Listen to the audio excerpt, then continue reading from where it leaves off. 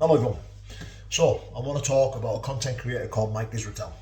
Now Mike Israetel is a doctor, Dr. Mike Israetel. Seen a lot of controversial stuff around him. How he got his doctorate is titled doctor. People trying to disprove it, and I don't know the full ins and outs of what's going on with Mike Israetel. But something that I wanted to talk about today is him talking about Mike Mentzer. Now, I am a massive Mike Mentzer fan. I love his style of training. I love the way he talks about bodybuilding and how controversial he is as well. Mike Mentzer is a very controversial figure in the bodybuilding world. He was a very controversial figure. And the reason Mike Mentzer was very controversial because of his training style. He would train for barely 2 hours a week, but yet he was competing on the biggest stages in the world.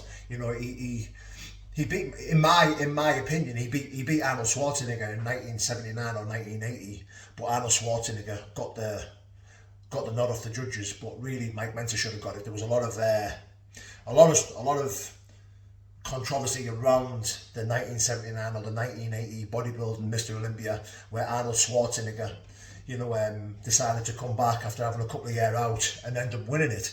But if you go back and have a look, Mike Mentzer should have won that. But Mike Mentzer's style of bodybuilding was contradicting a lot of other bodybuilders, because you had Arnold Schwarzenegger who would train, for almost 3 to 4 hours a day. Sometimes twice a day, sometimes 3 times a day in the gym, doing chest workouts 2 or 3 times a day, and then you had Mike Mentzer who was walking in the gym doing 30 minutes every 3 or 4 days, and still competing with these guys, and Mike Mentzer is a very clever man, and you listen to him talk, you listen to the stuff that he's got to say, and you think, and you get it, and you see how it could work. But then you listen to the likes of Arnold Schwarzenegger and Lee Priest and these guys who train twice a day, train for 2 or 3 hours a day. Tom Platz train legs like 3 or 4 times a week, absolutely monster, absolute monster. And what I find is about the bodybuilding world is a lot of people contradict each other. A lot of bodybuilders will contradict each other. One will say, don't do this exercise, it doesn't work. The next person will say, do this exercise, it feels good, if it works, it's whatever works for you. And I like to change it up week in, week out with the way I train. Especially doing the bodybuilding, and especially being injured the way I am. I like to experiment with certain different exercises, see what's working for me, see what's not working for me. And as it stands, I do like to train to failure. I do like to, I do like the Mike Mentzer style, where you do chest and back, 3 exercises for chest, 3 exercises for back, a day or 2 off, then do shoulders, buys and tries, and then do legs. But over the last few weeks of me training, I've been absolutely obsessed with the way I'm training, the way I'm lifting weights, to the point where I can't have a day off. I'm doing 2 or 3 hours a day. And I'm killing myself. Anyway, back to Mike Israetel. Dr. Mike Israetel. Now, Dr. Mike Israetel decided to go on a podcast and start bashing Mike Mentzer. Now, what he did say was that he knows more, he's bigger, he's stronger than Mike Mentzer. Now, if you go and have a look of Mike Mentzer and this Mike Israetel together, you will see this man is deluded. Mike Israetel, Dr. Mike Israetel, he's deluded. Now, up until this moment, I used to listen to him and I used to think, I get your point. I can see how this works. I can see where you're coming from. But the more I've delved into him and the more I've listened to him, the more I realise that he's probably just full of cack, full of poo. He's probably not, he's probably more deluded and more, out there than he thinks he is.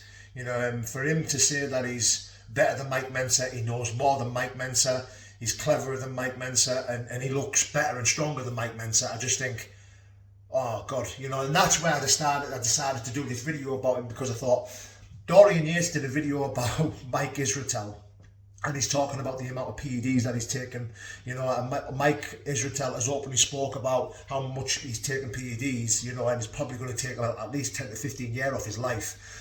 And Dorian Yates come out and says, look, you look like a bag of shite, and you're taking all this gear, and just because you're going to get bigger, you're still a big bag of shite. You're just a bigger bag of shite, and I thought, wow, that is unbelievable. And Mike Israetel he's not going to reply to Dorian Yates, because what can he say to the former Mr. Olympia, you know, someone who's broken records, someone who won Mr. Olympia 5 or 6 times. You know, there's nothing he can say or do. He can't reply to Dr. Michael Israetel cannot reply to Dorian Yates. And yeah, I think it's a mic drop moment for Dorian Yates. Now, this Mike Israetel, you know, he's battering on about the science behind bodybuilding. Now, for me, I am interested around the science behind bodybuilding. I am interested in it, of course I am. You know, but I lean more towards the old style, the old school. You know, if it's not broken, don't fix it. You know, these people like Lee Priest, Ronnie Coleman, Jay Cutler, Dorian Yates, they all had different styles. They all lifted differently. But guess what? It worked. You know, and none of them relied on the science behind it. None of them, you know, spoke about overtraining or, you know, Lee Priest speaks about overtraining and he says, I don't believe in overtraining. You know, overtraining is a myth. You know, if you feel like you're tired and you're tight, have a day off. You know, sometimes you trained and then all of a sudden you would wake up one day and think, do you know what, I'm going to have a day off. Then you have a day off. You know, it's whatever works for you. Everyone is different. Everybody's body, you know, can work out in different ways and train in different ways and feel different after certain exercises and certain many days of training. You know, for me, I have trained every single day for the last 4 or 5 weeks and I've not had a day off. I've trained for 2 or 3 hours a day. I have absolutely run myself into the ground to the point where I'm waking up now and I'm thinking, am I seeing gains? You know, do I really need to be pushing myself this much?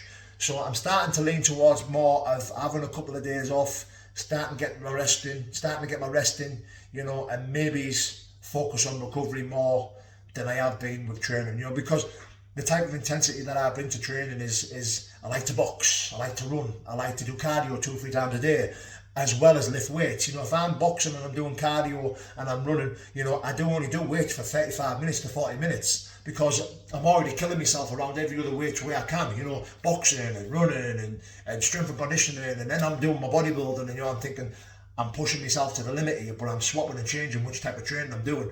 Where now, because of the injury, because of my neck and how I'm feeling around, you know, my body, all I'm doing is strength and conditioning. You know, I'm lifting like a bodybuilder, I'm training like with the kettlebells, I'm doing spinning, I'm really trying my best to stay conditioned and stay fit. But maybe I'm overdoing it with just that one set of training, which is the bodybuilding side of stuff. I really need to step off the gas. I think I'm going to start looking into recovery and I'm probably going to start resting more over the next few weeks. Yeah. Anyway, there's my rant. God bless. Take care, guys.